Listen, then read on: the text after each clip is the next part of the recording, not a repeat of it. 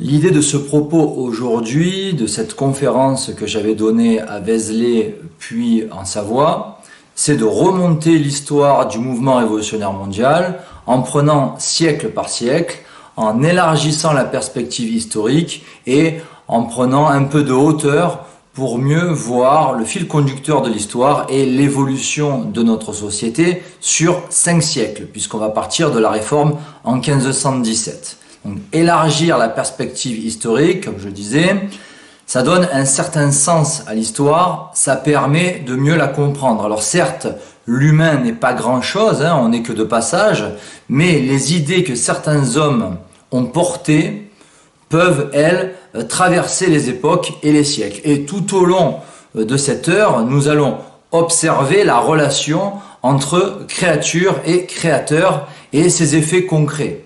Nous allons voir, analyser la guerre religieuse, spirituelle, à travers des événements importants et des courants de pensée qui ont marqué leur époque. Et donc, on va voir comment on en est arrivé là, à cette dégénérescence actuelle, à la décadence du XXIe siècle, et par quel processus. On va partir d'un principe simple, un principe de base, c'est que l'autorité spirituelle est supérieure au pouvoir temporel. Donc, le vrai pouvoir, il est occulte, il tire les ficelles en coulisses et il agit aujourd'hui de manière invisible, ce qui n'était pas le cas autrefois, du temps de l'Ancien Régime. Donc ce pouvoir occulte fait les événements importants en fonction de certaines idées, de faux principes, d'une mystique, d'un agenda, d'un projet préétabli qu'on appelle Nouvel Ordre Mondial. Donc on va y venir au Nouvel Ordre Mondial. Mais l'idée, c'est d'avoir des repères, siècle après siècle, de compartimenter, de voir cette continuité antichrétienne tout au long de ce processus de destruction. Et c'est aussi de pointer du doigt les causes de nos maux actuels pour mieux ensuite apporter des solutions concrètes, durables, profondes. Divers courants ont marqué l'histoire, on va voir lesquels. On pourrait remonter à l'arrivée du Christ sur Terre. C'est ce qu'ont fait certains auteurs, comme par exemple le jésuite mexicain Joaquín Sáenz Arriaga dans son livre 2000 ans de complot contre l'Église, et aussi l'auteur américain Eugene Michael Jones dans son bouquin L'esprit révolutionnaire juif. Mais aujourd'hui, nous allons prendre comme point de départ la première fracture importante que fut la réforme protestante. Et en prenant en considération que l'âge d'or de la France et de la chrétienté fut le XIIIe siècle de Saint Louis. Saint Louis, roi pénitent, constructeur de cathédrales, roi médiateur dans les relations internationales, qui était estimé de ses ennemis, roi antitalmudique, roi exemplaire en tout point, dans la sphère privée comme en public. C'est à partir de la fin des croisades, donc 1272, que la France a commencé à décliner.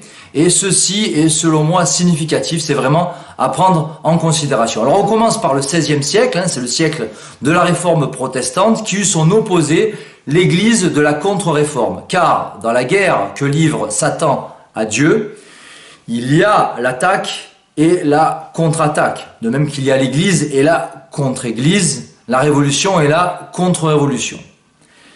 C'est en 1517 que survint la réforme de Martin Luther. Alors avant lui, il y avait eu le Hollandais Erasme et juste après son disciple Jean Calvin, qui était dans la sola scriptura, donc l'écriture seule. Cette réforme fut un grand coup d'épée au cœur de la chrétienté. Ce fut une révolte contre l'Église, contre les clercs, contre les hommes d'église, sous couvert de liberté de conscience. Le moine allemand Luther, de son vrai nom Luder, était clairement en guerre contre la papauté. Donc pour lui, la foi seule sauve, il suffit de croire pour être sauvé. Or, je rappelle que nous serons jugés principalement sur nos actes. Le protestantisme prône le libre examen de la Sainte Écriture. On est dans le non à l'Église, le non aux hommes d'église, le oui à notre Seigneur Jésus-Christ. Et cela aura pour effet de fracturer, d'affaiblir la chrétienté. Le protestantisme, ce christianisme judaïsé, a été réfuté par le Concile de Trente dès 1545 sur convocation du pape Paul III. Concile de Trente, qui a beaucoup repris sur la philosophie et l'enseignement de saint Thomas d'Aquin. On est alors dans l'église de la contre-réforme. C'est dire l'impact qu'ont eu les 95 thèses de Martin Luther en 1517. Le protestantisme a gangréné une partie de l'Europe durant des siècles, en Angleterre, aux Pays-Bas, en Allemagne. Au XVIIIe et au XIXe siècle, l'Allemagne fut très protestante luthérienne, alors qu'en France, les protestants étaient plutôt de tendance calviniste et les Anglais anglicans. Au XVIe siècle, on est aussi au cœur de la Renaissance, qui est apparue dès le XVe siècle. Donc ce mouvement philosophique et culturel, la Renaissance, fut une révolte de la créature contre le Créateur. On est donc déjà dans cette révolte-là et par conséquent dans un péché d'orgueil avec cette primauté de l'homme sur Dieu. Je parlais de réforme et d'église de la contre-réforme. Et dans cette contre-réforme catholique, la Compagnie de Jésus va jouer un rôle essentiel sur le terrain. C'est en 1540 que fut créé cet ordre religieux par saint Ignace de Loyola sous Paul III. Cheville ouvrière de l'église romaine de la contre-réforme, dans l'enseignement, dans l'éducation. Les missionnaires ignatiens, parce qu'on ne les appelait pas encore jésuites, c'était les disciples de saint Ignace, donc au début on les appelait missionnaires ignatiens, ils vont effectuer un apostolat absolument remarquable et évangéliser les nations en Amérique, en Europe, en Afrique, en Asie, surtout d'ailleurs en Amérique latine, dans les pays latins, malgré l'adversité, malgré l'hostilité des gouvernements, et même les persécutions. Et sur le sujet, je recommande le très beau film Mission de Roland Joffé avec dans les rôles principaux Jeremy Irons et Robert De Niro.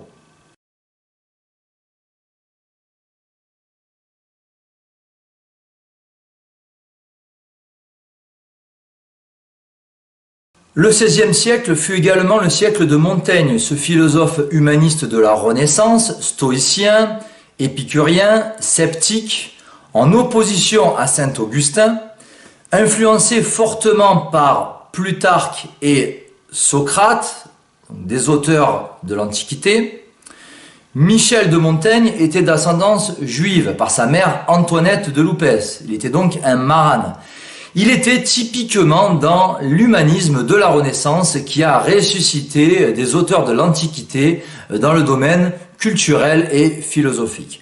Montaigne était en lutte contre le dogme catholique, c'était un promoteur de la libre pensée. Plus tard, les Humains de Bavière, dirigés par Adam Weishaupt au XVIIIe siècle, se formeront entre autres à partir de ses livres et de sa philosophie.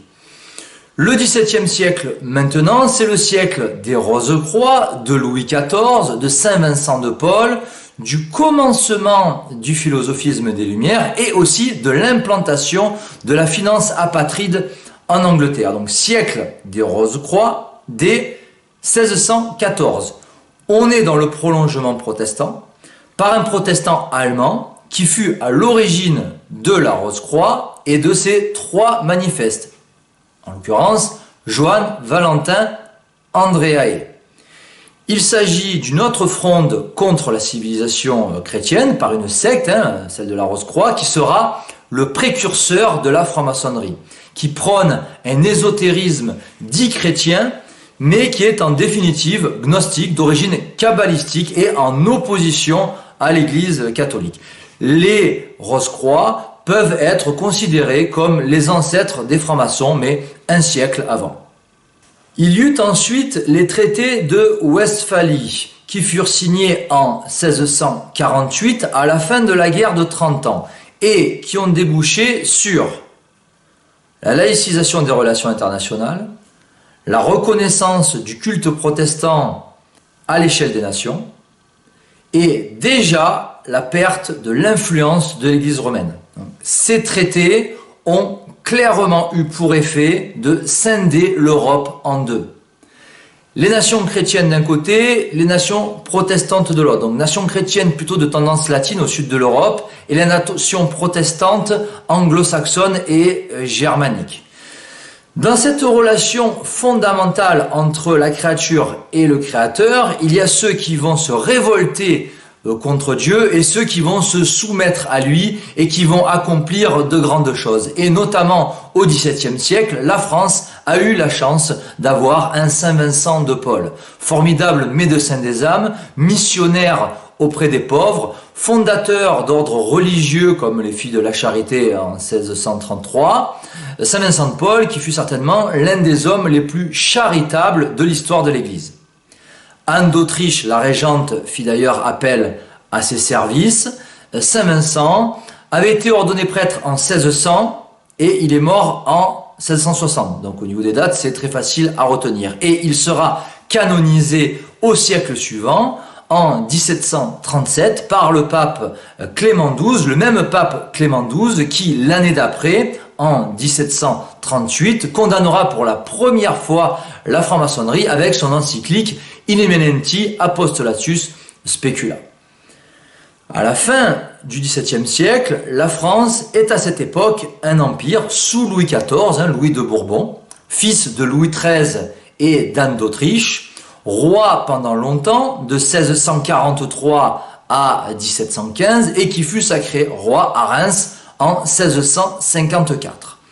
Ce fut Louis XIV, le monarque absolu de droit divin, qui régna sans partage, qui ne convoqua jamais les États généraux, qui fut surnommé le roi Soleil, lui qui avait fait construire Versailles à sa propre gloire.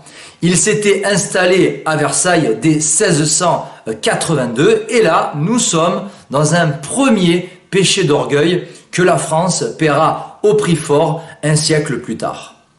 Nous sommes aussi dans les prémices de la philosophie des Lumières avec des auteurs rationalistes et leur chef de file qui était René Descartes. Rose-Croix, dont la philosophie provient du néoplatonisme de Philon le Juif, je renvoie aux travaux d'Alain Pascal.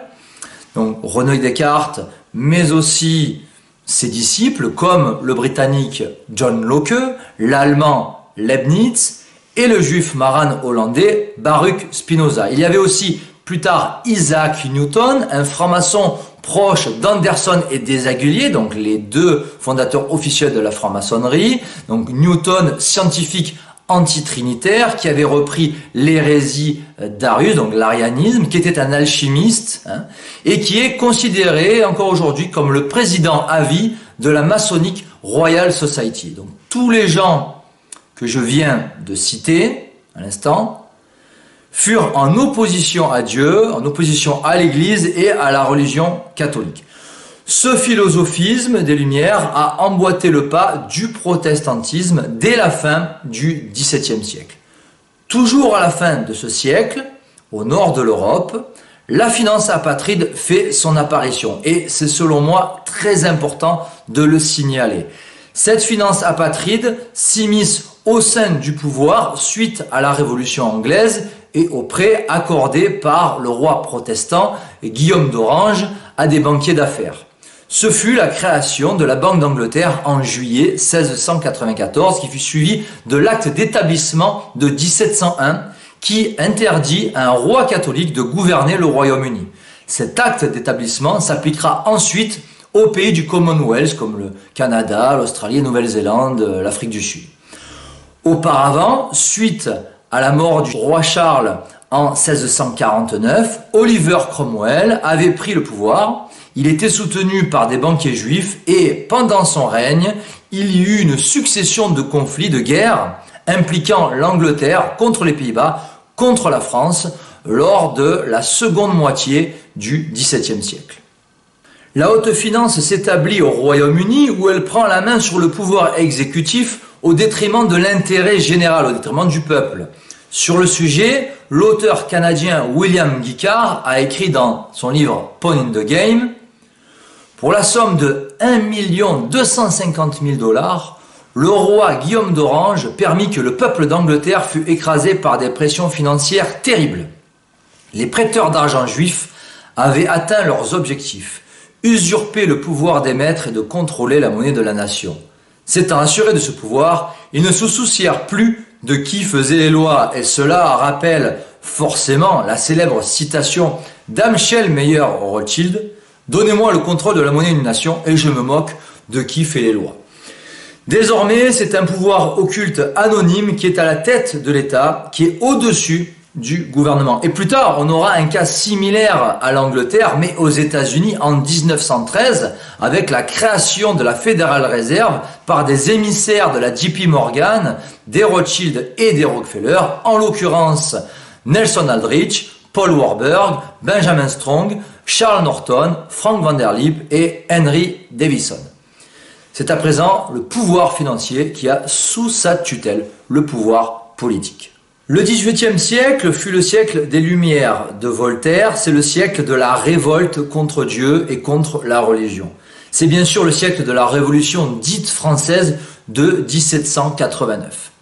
Assez récemment, le haut initié Alain Bauer, ancien grand maître du Grand Orient de France, a déclaré « La philosophie des Lumières et la religion de la République est la boîte à outils de la République. » Pour lui, Bauer, le Grand Orient est l'Église de la République. C'est le clergé de la République. Il s'avère que ce Grand Orient athée sera impliqué dans toutes les révolutions antichrétiennes en Europe. Ceci est un fait récurrent dans l'histoire du mouvement révolutionnaire mondial. Le mouvement philosophique des Lumières, dont je parlais il y a quelques instants, a été créé en opposition à l'Église et à la religion catholique sous prétexte de connaissance, de science et au nom de la liberté. Dans cette philosophie, il suffit de laisser l'homme libre et il fera le bien. Alors que dans les faits, c'est un peu plus compliqué que ça.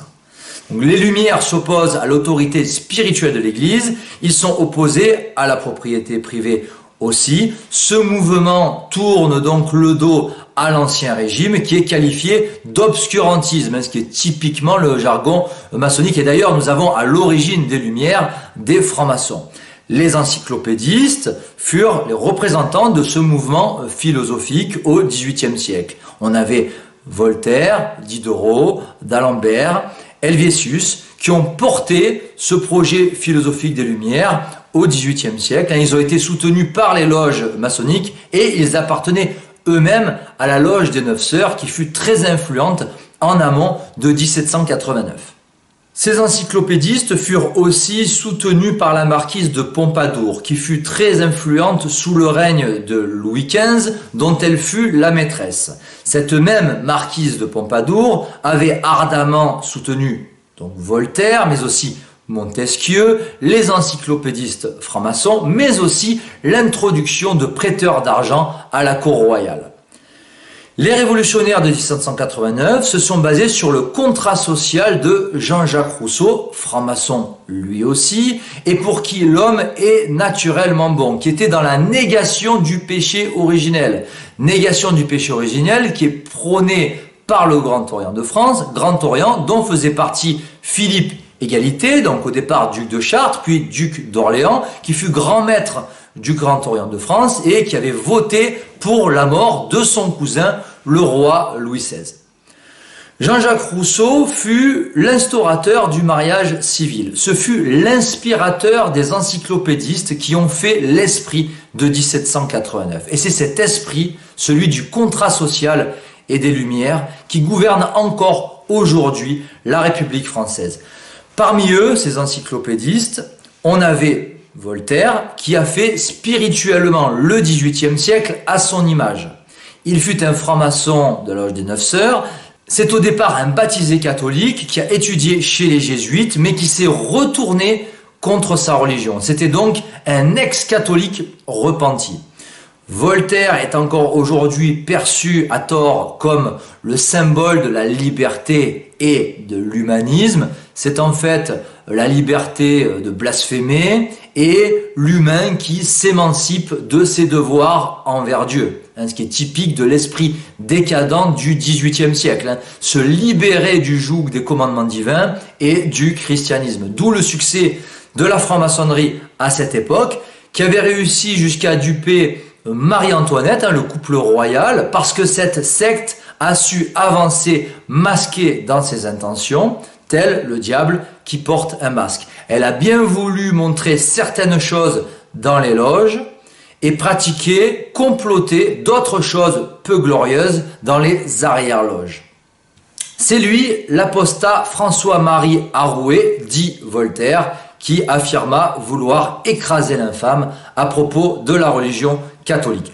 Auparavant, il y eut la création officielle de la franc-maçonnerie en 1717 en Angleterre, donc franc-maçonnerie synagogue de Satan, fondée à Londres avec la Grande Loge d'Angleterre le 24 juin 1717 par deux protestants, James Anderson et Jean-Théophile Desaguliers.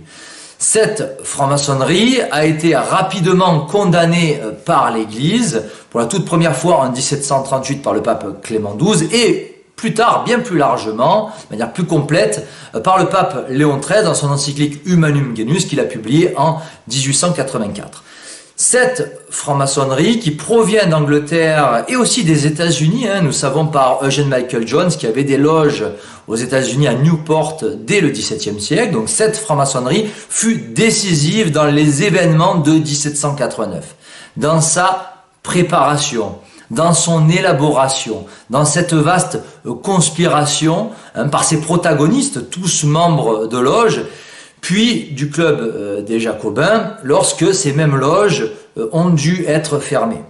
1789 a produit un changement de régime. La contre-église est désormais au pouvoir. On a basculé d'une société théocentrique, celle de l'ancien régime, une société centrée sur Dieu, à une société anthropocentrique, centrée sur l'humain depuis 1789. Cette révolution s'est produite au nom de la déesse raison, de la liberté, de l'égalité, de la souveraineté du peuple, du progrès social, face au prétendu tyran représenté par Louis XVI. Les révolutionnaires ont opposé la foi et la raison, alors que les deux doivent se compléter. Et c'est ce que faisaient déjà les rationalistes des Lumières. Ils ont invité le peuple à se libérer de la tyrannie et du fanatisme, royauté et papauté, c'est-à-dire les deux piliers de la chrétienté. Les principales mesures de 1789 sont toutes maçonniques. Tout d'abord, l'abolition de l'ordre des Jésuites, qui étaient les ennemis premiers de la franc-maçonnerie et de la Révolution. La déclaration des droits de l'homme du 26 août 1789, qui est Jésus-Christ mis hors la loi. La constitution civile du clergé en juillet 1790, donc le clergé est à présent nommé par la République, c'est-à-dire par les ennemis de l'Église. Ensuite, la loi Isaac Le Chapelier, du franc-maçon Le Chapelier, qui est intervenu en juin 1791, qui a attaqué le monde du travail, qui a supprimé les corporations de métiers. L'égalité en droit accordée aux Juifs en 1791 par deux francs-maçons, l'abbé Grégoire et le comte de Mirabeau. Abbé Grégoire, proche d'Adolphe Crémieux, et le comte de Mirabeau, illuminé de Bavière, donc proche de Weishaupt, qui faisait le lien avec le duc d'Orléans et les loges maçonniques du Grand Orient. Émancipation des Juifs réclamée par le philosophe allemand Moïse Mendelssohn, qui fut le fondateur de la Haskalah, le mouvement juif des Lumières. Il y eut aussi le mariage civil, qui est issu de 1789, le divorce, qui a été ensuite aboli sous la Restauration au début du 19e, pour être rétabli en 1884 sous la Troisième République par le juif franc-maçon Alfred Naquet, sur recommandation du rabbin Citruc. Et c'est aussi la naissance de la République en 1792, et on est déjà dans l'anti-France. L'objectif, c'était le régicide de Louis XVI, roi martyr, guillotiné le 21 janvier 1793, après avoir été emprisonné dans la tour du Temple, et par la suite il y eut la terreur planifiée par le franc-maçon Adrien Duport, qui était affilié au Grand Orient dans la loge des Amis Réunis, terreur exécutée par d'autres francs-maçons, en l'occurrence les montagnards Robespierre, Marat, Danton, et il y eut aussi à ce moment-là le génocide vendéen, qui fut un véritable carnage humain. Le jansénisme, maintenant, fut une autre forme de protestation contre l'Église qui a clairement servi les intérêts de la Révolution. Le protestantisme indisposait les hommes contre l'Église, le jansénisme les indisposait contre Dieu et même contre le christianisme, a écrit l'auteur contre-révolutionnaire Antoine Blanc de Saint-Bonnet dans son livre « L'amour et la chute », au XIXe siècle. Selon lui, Blanc de Saint-Bonnet, cette hérésie a exercé la plus grande influence à cette époque contre l'Église et la religion catholique. 1789, cet événement central dans l'histoire de France, vient d'Angleterre par le parti maçonnique Whig et aussi d'une secte anti-jésuite basée en Allemagne, les Humiliés de Bavière, fondée le 1er mai 1776 par un professeur de droit canon à Ingolstadt, Adam Weishaupt, et qui fut cette secte plus largement développée par la suite par son bras droit, Adolf von Knigge. Les causes de 1689 sont multiples. Abandon de la foi, monarchie décadente, adoption d'idées nouvelles, hérésie janséniste, philosophie des Lumières, défiance envers le père de la société, le roi martyr, dont la lecture du testament nous indique qu'il était un honnête homme, un homme bon, un roi soucieux du bien commun. Les causes sont multiples pour aboutir au 21 janvier 1793 de tristes mémoires et véritable suicide national dont la France ne s'est toujours pas remis. Au sujet du génocide vendéen qui a produit des centaines de milliers de morts, je recommande les livres de Jacques Crétinaux-Joly et de Reynald Séché. Donc Jacques Crétinaux-Joly, c'est l'histoire de la Vendée militaire, et Reynald Séché du génocide au mémoricide. Et pour plus de développement et de détails sur l'Ancien Régime, il y a l'historien Jean de Véguerie, mais aussi les historiennes Marion Sigaud et Régine Pernoud. 1789, cette révolution va entraîner d'autres révolutions les siècles suivants. On va voir lesquelles. Le 19e siècle est dans le prolongement de la révolution et il est aussi celui de la laïcisation de la société. Il y eut les guerres napoléoniennes, puis 1848 avec la Seconde République et son gouvernement provisoire composé d'une écrasante majorité de francs-maçons, 1870 avec la guerre franco-prusse perdue par la France, et puis la Commune l'année d'après en 1871. Napoléon Bonaparte fut dans le prolongement de l'esprit révolutionnaire, lui qui voulut être l'empereur de l'Europe, fit des dégâts considérables sur le plan humain. Il y eut dans la première moitié du XIXe siècle une sorte de fausse restauration qui a précédé la Seconde République maçonnique et socialiste, puis la Troisième République, tout aussi maçonnique d'ailleurs que la précédente, qui fut très anticatholique et anticléricale. On est alors dans la persécution physique qui va précéder la subversion idéologique de Vatican II. Ceci avait été planifié, théorisé dans les arrière-loges de la Haute-Vente, dont vous trouverez la documentation dans deux ouvrages. Tout d'abord, l'Église romaine en face de la Révolution, de Jacques Crétinaux-Joly, et aussi dans l'appendice du livre de Monseigneur Henri de Lassus, Le problème de l'heure présente.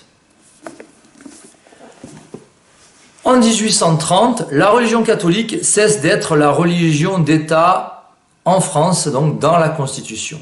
On est clairement dans un processus de laïcisation visant à écarter la religion et les religieux de la société française, alors que la religion catholique, cette religion de miracle, doit être le ciment de l'État et de la nation, d'où la célèbre citation du cardinal Pie et de Saint Pie X, « Omnia instaurare in Christo », donc tout restaurer dans le Christ. Le but des révolutions, c'est notamment la substitution de la monarchie en république. Il y eut une entreprise de protestantisation de l'Europe, avec le Kulturkampf en Allemagne en 1871, l'unité italienne dans les années 1860, et donc la déchristianisation du continent européen se poursuit à travers tous ces mouvements de subversion. 1848 fut l'échec du socialisme. Par ailleurs, les juifs Moses Hess et Vincent Peillon nous disent qu'il n'y a pas de différence entre judaïsme et socialisme. Et le même Vincent Peillon nous parle de judéo-républicanisme à propos de la République, c'est dire le caractère religieux de ce régime politique. Il y eut des tas de mesures anticatholiques sous la Troisième République qui sont énumérées dans « Pour qu'il règne » de Jean Housset, très bon livre, et aussi dans « Le complot contre Dieu ». On assiste alors à une dictature anticatholique menée en France par l'initié du Grand Orient, Léon Gambetta. L'objectif de cette troisième république maçonnique, c'était la laïcisation de la société pour aboutir à une société sans Dieu dans l'esprit de la Déclaration des droits de l'homme. Dieu a été mis hors la loi en 1789 et en 1881, sous la Troisième République, Dieu est mis hors de l'école, hors de l'enseignement avec les lois Ferry. Enseignement autrefois confié aux jésuites qui portaient de bons fruits, objectivement, et depuis, force est de constater qu'intellectuellement et moralement, on n'a fait que régresser. Les religieux, catholiques, réactionnaires, royalistes, patriotes, en fait tous ceux qui représentaient l'ancienne France, donc l'ancien régime, furent écartés de l'enseignement et aussi de l'armée. Et ce sera la fameuse affaire des fiches du Grand Orient qui a éclaté en 1904. La République poursuit alors son épuration, entre guillemets, épuration ethnique dans les principaux pouvoirs à travers ses mesures discriminatoires et aussi ses crimes, on l'a vu, avec l'épouvantable génocide vendéen. Le XXe siècle est le siècle des guerres mondiales, du communisme athée, de l'unification de l'Europe et de l'apostasie. Le début du XXe siècle voit l'officialisation de la laïcité en 1905 avec la loi de séparation entre l'Église et l'État, œuvre des loges maçonniques. Or, pour rappel, ce que Dieu a uni, l'humain ne doit pas, surtout pas, le séparer. C'est la raison pour laquelle cette laïcité a été rapidement condamnée en février 1906 par le pape Saint Pie X dans son encyclique Vehementer Nos. Sous couvert de pratiques religieuses dans la sphère privée, la laïcité est en fait la religion officieuse des francs-maçons dès la Troisième République. Et cela sera avoué par l'ancien ministre de l'Éducation nationale du Parti socialiste, Vincent Peillon. Dans un entretien vidéo qui date de 2012, Vincent Peillon a fait cet aveu assez révélateur, je cite, « Dans le Second Empire, ça germe dans les milieux républicains, beaucoup dans les milieux francs-maçons. Il s'est constitué une alliance religieuse universelle dans laquelle on retrouvait à la fois des catholiques libéraux, des protestants libéraux, des juifs libéraux, puisque tous les dogmatismes sont en crise, mais en même temps des athées, des matérialistes, etc., portant un projet de religion universelle, de religion éclairée. Et donc ceux qui vont construire en grande partie l'école de la République et y jouer un rôle déterminant, c'est le cas de Ferdinand Buisson, sont des gens qui sont venus à la République d'abord en étant des croyants, mais deuxièmement avec un projet spirituel, c'est-à-dire que la République, pour s'établir, a besoin de former sa propre religion, qu'ils vont appeler d'ailleurs, et c'est un paradoxe incroyable, en tout cas une surprise, c'est un étonnement pour moi, jeune chercheur, la laïcité. Selon cet initié du Grand Orient de France, la laïcité est d'origine kabbalistique et illuministe. Pour lui, Peillon, elle est un outil qui consiste à terrasser définitivement l'Église. Cette laïcité est l'héritage direct de 1789. Vincent Peillon le reconnaît lui-même sans problème dans son livre « Une religion pour la République ». Les premières et deuxièmes guerres mondiales ont marqué la fin des monarchies et des nationalismes, sauf un nationalisme, vous vous doutez lequel, tout en augmentant le pouvoir des usuriers sur les gouvernements et les nations. Le double but des révolutions et des guerres, c'est la République universelle et l'usure. C'est l'avancée de l'une, la République, au service de l'hégémonie des autres, les usuriers. Nous avons eu deux guerres mondiales. L'une pour mettre fin au règne des dernières dynasties chrétiennes en Europe, donc la Russie et l'Autriche-Hongrie, d'où l'assassinat de l'archiduc François Ferdinand et l'assassinat en 1918 de la famille Romanov en Russie. L'autre guerre pour éradiquer le national-socialisme qui a fait finalement le lit du projet sioniste sous prétexte de Shoah afin d'avancer vers un nouvel ordre mondial avec la création d'institutions comme l'ONU, l'OTAN et l'État d'Israël. On est là dans le prolongement du projet sioniste qui était déjà dans les clous à la fin du 19e siècle, avec les congrès sionistes convoqués, réunis à Bâle par le Bnai Brit et un certain Théodore Herzl. Puis il y eut la déclaration Balfour en 1917, dont le véritable rédacteur est Alfred Milner, et la création officielle plus tard en 1948 de l'État d'Israël. Donc tout cela au service du projet destructeur du Grand Israël et de ce messianisme talmudo-kabbalistique qui a une influence déterminante sur la destinée des nations en Occident. 1917, c'est la révolution bolchevique et le communisme, afin de déchristianiser la Russie et plus largement l'Occident en l'athéisant par l'idéologie du matérialisme. Communisme dont les théoriciens sont entre autres Marx, Engels et Lassalle. Communisme condamné par l'Église, notamment par l'encyclique Divini Redemptoris du pape Pie XI, qui a écrit en 1937 « Lorsque du cœur des hommes l'idée même de Dieu s'efface, leur passion débridée les pousse à la barbarie la plus sauvage. » Ceci vaut pour le bolchevisme comme pour le mouvement révolutionnaire. On a vu 1517, puis 1717 et enfin 1917. 1517, réforme protestante contre l'Église, contre la papauté et le catholicisme. 1717, création officielle de la contre-Église. 1917, révolution bolchevique, mise en place du communisme et de son idéologie matérialiste athée en opposition à l'Église et au christianisme. On en vient à se pencher un instant sur ce nombre 17, qui peut se décomposer de la manière suivante. 10 plus 7. Les 10 commandements de Dieu et les 7 jours de la création divine. Il y a aussi les 3 R, Renaissance, Réforme, Révolution. Renaissance, humanisme basé sur la culture antique. Réforme, protestation contre l'Église qui va préparer le terrain au 3e R, la Révolution qui rime avec inversion et subversion. Inversion des principes, la créature est en haut et le créateur bas, et subversion de l'ordre moral.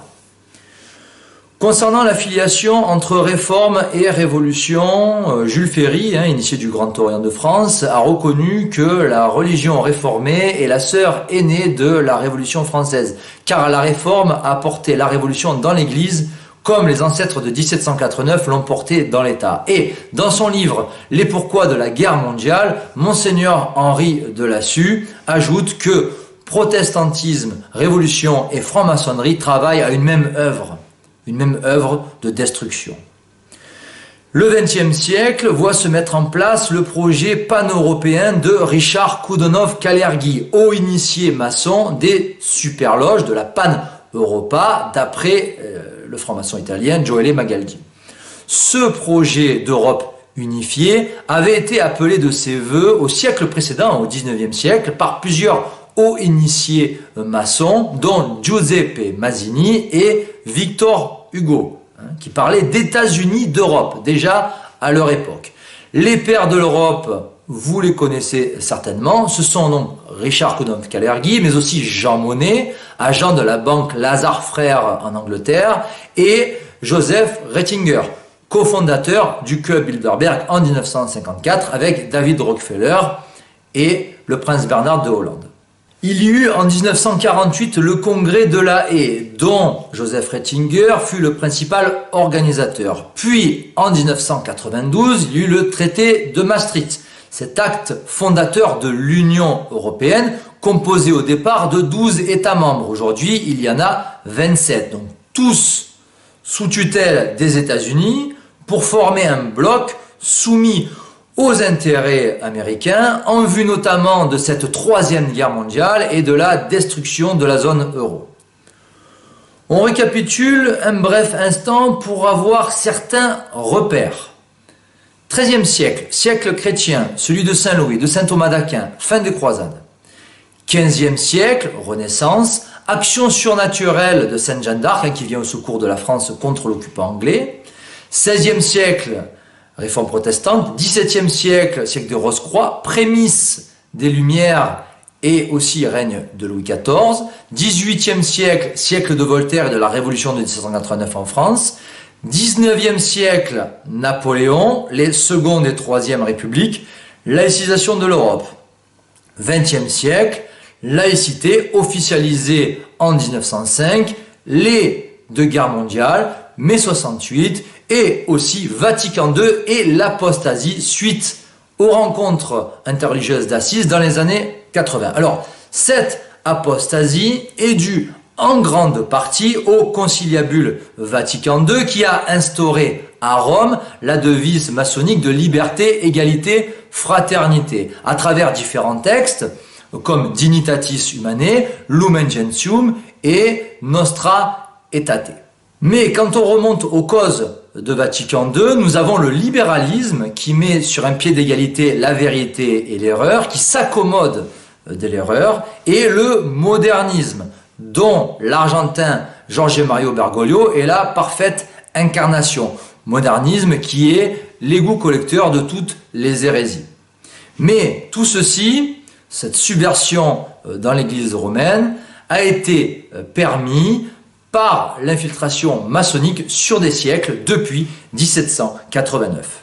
Vatican II fut 1789 dans l'Église, selon les propres termes du cardinal Suenens. Ce fut un tournant décisif dans l'Église romaine dont découle l'apostasie en France et dans le monde, avec aussi les rencontres interreligieuses d'Assise dès 1986 qui furent la concrétisation du décret Nostra Aetate, de cet œcuménisme indifférentiste qui avait été pourtant condamné autrefois en 1832 par le pape Grégoire XVI dans son encyclique Mirarivos.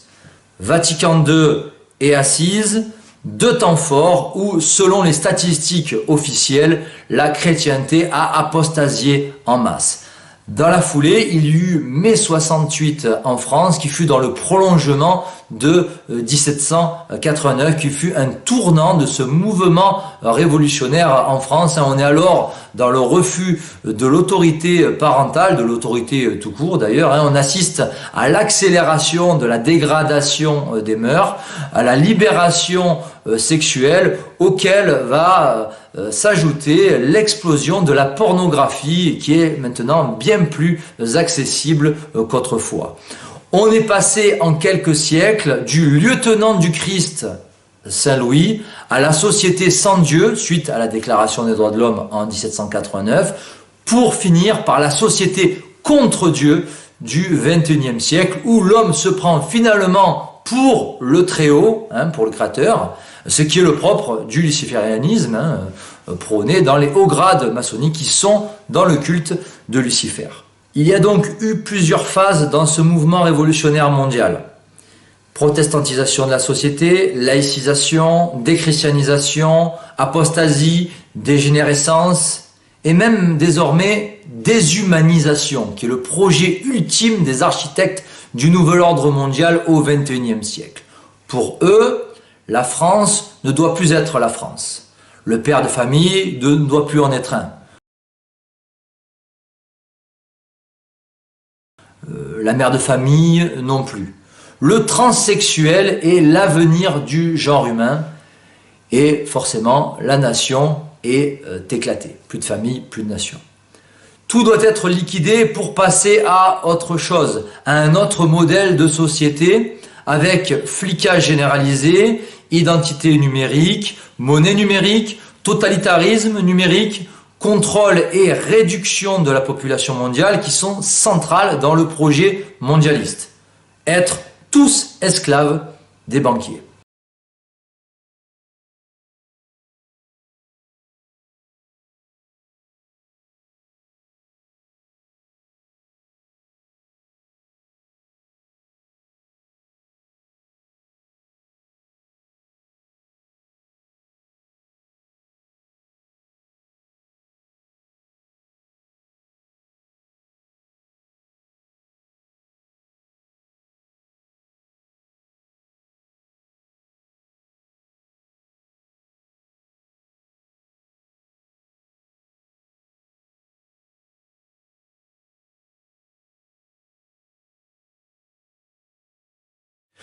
Pour en arriver là, en amont, l'autorité spirituelle de l'Église a laissé la place à une gouvernance de la contre-Église, à un pouvoir occulte niché dans la haute finance internationale. Le XXIe siècle, maintenant, c'est le siècle de la dégénérescence, de la Troisième Guerre mondiale, du nouvel ordre mondial, de la tiers-mondisation de la France et de l'Europe, pour mieux les dénaturer. C'est le projet des superloges maçonniques démocratiques progressistes, des Attali, des Bernard-Henri Lévy, des Georges Soros, de la haute finance apatride, de rabbins également. Donc le XXIe siècle est le siècle contre nature, qui fait penser de plus en plus à Sodome et Gomorrhe, et qui tend même à le surpasser.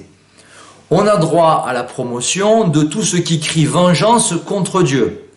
Sodomie, pornographie, transgenrisme, LGBTisation de la société, pédocriminalité de plus en plus répandue en réseau, quasiment plus de famille, plus de nation et donc plus de civilisation. Et cette civilisation tenait debout parce que des rois, lieutenants du Christ, ou des chefs d'État chrétiens se basaient sur la loi du décalogue et la morale des évangiles, tout simplement. Désormais, tout est dénaturé parce que la France a trahi le pacte de son baptême du 25 décembre 496, avec principalement cette révolution de 1789. Le mensonge est devenu la norme, quasiment tout le monde s'y conforme, malheureusement, parce que les gens s'informent mal ou ne se forment pas. Ce XXIe siècle a vu débuter en février 2022 en Ukraine une troisième guerre mondiale prédite depuis des lustres par de hauts initiés comme par exemple Albert Pike. À présent, le monde se coupe en deux blocs, en deux camps opposés et tous sont favorables pour diriger ce nouvel ordre mondial, ce monde unifié. Car de cette guerre mondiale doit naître un nouvel ordre. Ce siècle ténébreux ne cesse de faire la promotion de tout ce qui est contre nature, contre l'ordre naturel. Et une question se pose, ce XXIe siècle sera-t-il celui du nouvel ordre mondial transhumaniste? Transhumanisme qui veut faire de l'humain un clone injecté, pucé, zombifié, asservi, totalement sous contrôle. Un humain également modifié, augmenté par la science, la nanotechnologie, se croyant immortel. Un homme surhumain se prenant pour Dieu, ce qui relèverait là encore du péché d'orgueil, et cela nous rappelle le mensonge du démon à Adam et Ève, vous serez comme des dieux. L'humain a peu à peu changé dans son état d'esprit, dans sa foi, dans ses mœurs. C'était le but de 1689, celui de Mirabeau, du chevalier de Ramsay et de leurs confrères, façonner un homme nouveau. Et donc l'enjeu de demain est simple, ce sera de refaçonner un homme nouveau, de refonder une société centrée sur le Christ, une civilisation chrétienne avec un retour à ce que doit être la France, ce qu'elle n'aurait jamais dû cesser d'être pour envisager son redressement durable. Vouloir changer la société sans changer l'humain relève de l'imposture, de l'utopie, de l'illusion. C'est le mensonge du socialisme et de toutes les révolutions antichrétiennes.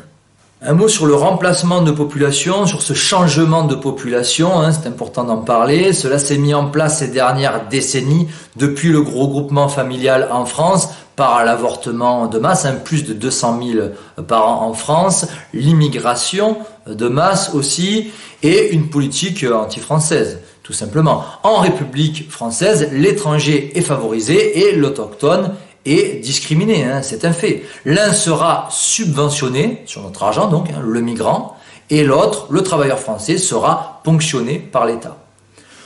Pour résoudre ce problème, il faudra d'abord grand remplacer la tête de l'État pour ensuite stopper le grand remplacement d'en bas. Donc d'abord s'occuper du grand remplacement d'en haut pour régler celui d'en bas. À notre niveau, à notre petit niveau, vaincre ce remplacement de population passera par la construction familiale et politiquement, mais encore faut-il avoir le pouvoir, une politique de natalité, le rétablissement des frontières et l'inversion des flux migratoires. Ce siècle est celui de la dégénérescence et de l'apostasie. C'est le siècle contre nature. C'est le siècle d'une jeunesse lobotomisée par les écrans, les nouvelles technologies, le siècle de l'asservissement des masses par leur abrutissement. L'humain coupé de Dieu est dégénéré parce que sa vie n'est plus réglée par des principes solides. Seul un retour aux sources et la conversion de la France permettront ce redressement espéré. Refonder une civilisation passera par de l'apostolat, un esprit missionnaire qu'avaient autrefois les jésuites d'avant 1789. Cela passera par l'éducation des familles chrétiennes et en amont par la destruction de tout ce qui provient de 1789 et des loges. République, qui est l'anti-France, régime de domination de la judo-maçonnerie. Démocratie, qui est en fait une plutocratie. Laïcité, religion officieuse des maçons depuis la Troisième République. Déclaration des droits de l'homme, avortement, immigration-invasion, pédocriminalité, pornographie, mariage des invertis, théorie du genre, PMA, GPA, loi Guesso, Pleven, Neuwirth, Veil, Taubira, etc. Tout est à éradiquer, tout est à reconstruire. Mais pour reconstruire, il faut d'abord détruire. Et donc tout ce qui découle de 1789. Le règne de la République talmudo-maçonnique a produit une société aux mœurs païennes, une société dégénérée, décadente, contre nature, qui s'est substituée à la civilisation chrétienne du Moyen-Âge. L'hégémonie d'usurier s'est substituée, elle, au règne des rois chrétiens. Ce sera soit le réveil des peuples, soit d'ici 2030, la grande réinitialisation voulue par Klaus Schwab du Forum économique mondial. Ce sera soit le rejet de ce projet diabolique, le rejet en bloc des directives de l'État républicain, soit la soumission à une oligarchie mondialiste qui dévoile de plus en plus son vrai visage. L'autorité spirituelle est supérieure au pouvoir temporel et d'un point de vue spirituel, ce sera soit la réconciliation avec Dieu, soit la soumission à nos bourreaux. Faire la volonté de Dieu ou faire sa propre volonté. Ce choix important demeure inchangé depuis 20 siècles maintenant. À ce titre, le cardinal Pie a écrit au XIXe siècle « On parle de rapprochement à opérer, c'est de réconcilier la terre avec le ciel. La question qui s'agite et qui agite le monde n'est pas de l'homme à l'homme, mais de l'homme à Dieu. La question n'est pas horizontale, elle est verticale. Il s'agit de réconcilier la créature avec le Créateur, et c'est un peu l'objet de mon propos aujourd'hui, car on a vu qu'il y avait eu un abandon et même une inversion entre l'une et l'autre, la créature et le Créateur. Cet esprit de transcendance, ce souci du salut des âmes, il existait autrefois sous l'Ancien Régime, il n'existe plus aujourd'hui, ou alors vraiment très peu, trop peu. Il n'y a plus cet objectif essentiel dans le cœur des hommes, cet objectif qui doit être au cœur de la société, mais il faut qu'il le redevienne. Alors par la prise de conscience, dans une démarche intellectuelle, par la grâce, donc ce don surnaturel qui nous est accordé par Dieu, donc qui a un aspect encore vertical, et puis par la conversion, donc cet effort d'aller vers Dieu, d'aller vers ses préceptes. Le changement doit d'abord être spirituel avant d'être politique. La France a décliné au fil des siècles, on vient de le voir, parce qu'elle a tourné le dos à Dieu, parce qu'elle s'en est éloignée. Divers auteurs contre-révolutionnaires l'ont analysé bien avant moi. Je pense notamment à Antoine Blanc de Saint-Bonnet dans son excellent livre sur la Restauration française. Il y avait aussi Louis Veuillot, Monseigneur Henri de Lassus, le cardinal Pie ou encore Alexandre Solzhenitsyn. Il faut d'abord donc réconcilier la créature et le Créateur. Pour cela, il y a l'action et la prière, et pas l'une sans l'autre. Sinon, on tombe soit dans le quiétisme, soit dans l'activisme. L'activisme s'il y a seulement l'action, et le quiétisme s'il y a seulement la prière. Selon moi, et ça sera ma conclusion, le combat de l'heure présente tient en 4 points. Boycotter leur projet, le projet mondialiste, afin qu'ils s'autodétruisent, donc dire non à l'injection par exemple, jeter sa télévision à la poubelle. Informer sur les vrais enjeux, dire la vérité, quoi qu'il en coûte. Donc, il y a une guerre de l'information qui est fondamentale, donc tourner le dos aux médias alignés et préférer l'information non alignée sur le net. Certains bons livres aussi, par exemple les livres du catalogue des éditions Saint-Rémy et puis le journal Rivarol, à lire toutes les semaines. Troisièmement, construire des familles chrétiennes si possible, soutenir des écoles hors contrat, des mouvements culturels, former une communauté de foi, construire des îlots de résistance un peu partout en France, ou alors au moins aider ceux qui s'y emploient. Et enfin, quatrièmement, prier, mais avant de prier, il faut d'abord croire, et donc il faudra des conversions, avoir la lumière de la foi, et, je le répète, réconcilier l'homme et Dieu. Il y a maintenant 2 ans, on m'a écrit dans une lettre assez émouvante: après la passion vient la résurrection. Espérons qu'il en soit de même pour la France et l'Église, afin que la France redevienne un jour la fierté de l'Église. À très bientôt.